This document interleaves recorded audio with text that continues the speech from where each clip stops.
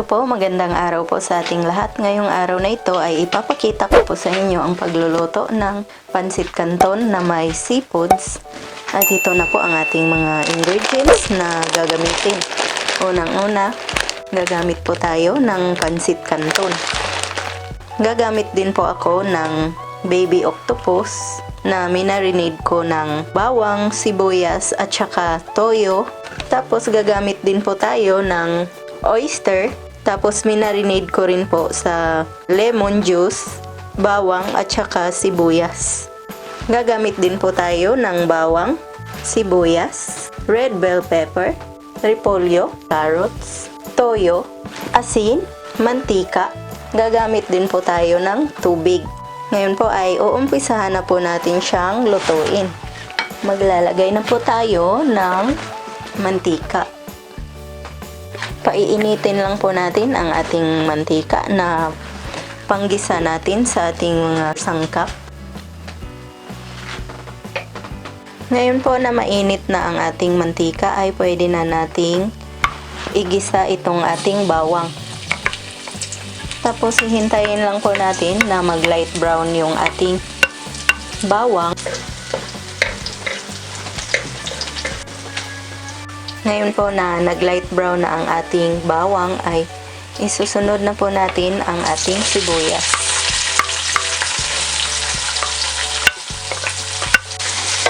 Kung mahilig din po pala kayo sa hipon ay pwede nyo pong haluan ang inyong pansit canton. Kung ayaw nyo po ng baby octopus ay pwede po yun ang ihalo nyo. Ngayon po ay pwede na po nating ilagay itong ating baby octopus.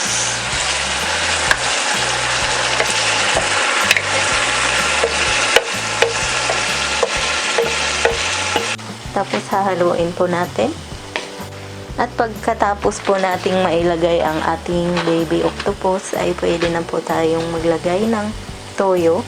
Pero konti lang po ang ilalagay ko. Mga 1 tablespoon lang po kasi naglagay na po ako ng toyo dyan kagabi nung minarinate ko po siya. Tapos ngayon ay pwede na nating isunod itong ating oyster. Masarap po kasi ang oyster pag hinalo nyo sa pansit. Maraming beses ko na pong nasubukan ito. Tatakpan po muna natin para maluto yung ating seafoods na nilagay. Ngayon po ay i-check na po natin ang ating seafoods. Pwede na nating haluin siya.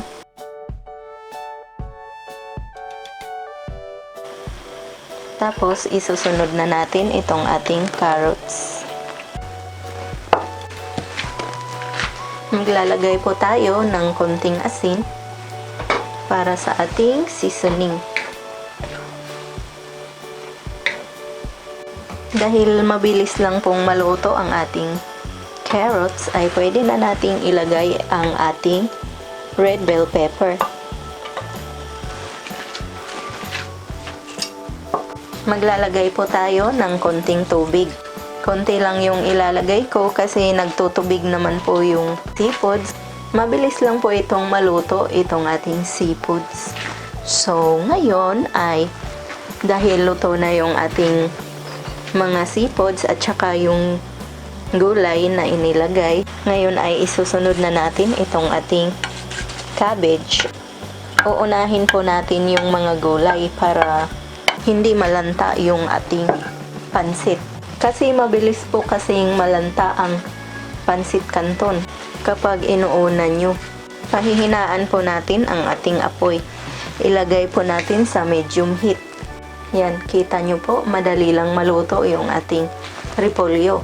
Konting halo lang ay maluluto na yan. Mga wala pang 1 minuto ay luto na yung ating repolyo. Ngayon, dahil luto na ang ating repolyo, pwede na nating isunod itong ating pansit canton. Tapos pahihinaan lang natin ang ating apoy para hindi po mabilis matuyo yung ating sabaw na inilagay dyan sa ating kawali. Hahaluin po natin siya.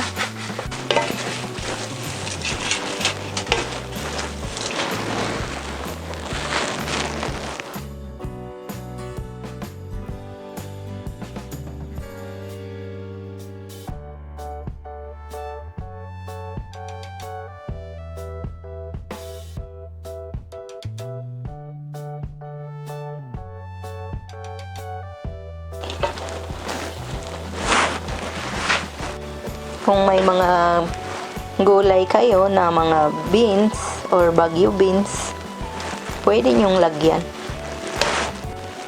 Sa akin gusto ko simple lang po, hindi po masyadong maraming sahog para mas makakamura po ako. Kasi nagtitipid po ako sa panahon ngayon. Kaya kinuntian ko lang yung ingredients.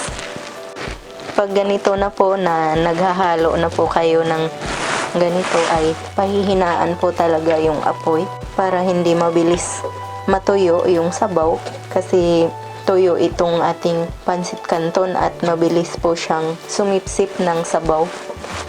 So kailangan mahinang-mahina po yung apoy.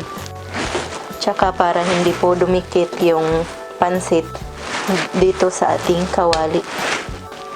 Kung may dahon kayo ng sibuyas, pwede nyong i-sprinkle to ng dahon ng sibuyas pagka malapit nyo ng patayin yung apoy para mas magandang tignan at medyo attractive sa mga kumakain or sa kakain. Pero ang importante po dyan ay ang lasa ng inyong niluluto.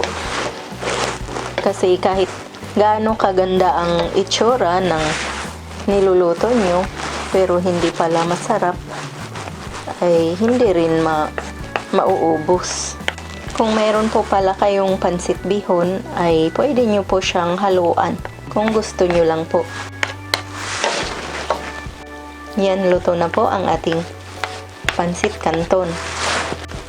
Pwede na po natin itong i-serve pero patayin po muna natin ang apoy. Yan. Sobrang sarap po kasi tinikman ko po siya.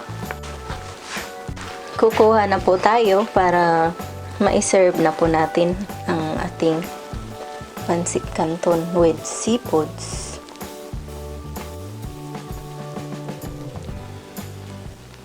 Ayan na po ang finished product ng ating pansit canton with seafoods. Maraming salamat po sa inyong panonood. Ito po ang inyong Ate Mayang na nagsasabing mabuhay!